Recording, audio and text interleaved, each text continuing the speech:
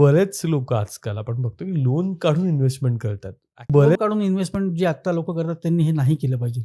म्हणजे जे आपण इन्व्हेस्टमेंट करतो हे आपले जे स्पेअर पैसे असतात ते वाढावेत म्हणून करतो आपण लोन. आणि आत्ता असं खूप बघण्यात आलं की लोक लोन काढून डेरिव्हेटिव्ह सेगमेंटमध्ये जास्त इन्व्हेस्टमेंट करतात, जसं Okay. फ्युचर ऑप्शन्समध्ये. करेक्ट. हा एक खूप स्पेक्युलेटिव्ह असेट क्लास आहे नक्कीच. जिथं हे इन्व्हेस्टमेंट ह्या नाही आल्या पाहिजेत. लोन काढलेल्या लोन काढून इन्व्हेस्टमेंट करणं हा एक खूप चुकीचा पर्याय आहे. कारण जर इक्विटी मार्केट समजा पुढची 5-6 वर्ष नाही चाललं किंवा असं बघण्यात आलं की बाबा लागोपाठ 4-5 वर्ष मार्केट 0% रिटर्न देतं, हा तर तिथलं लोनचा तुमचा EMI चालू असतो बरोबर. आणि मग ते आपलं सारखं खडकत राहतं की यार मी तर व्याज भरतोय 7%, 8%, 10%.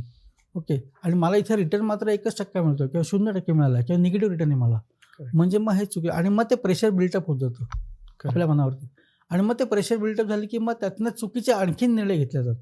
लोन म्हणतो की एक तर लोन काढून करूच नका इन्व्हेस्टमेंट आणि त्यातल्या डेरिव्हेटिव्ह सेगमेंटपासून थोडंसं लांब राहा.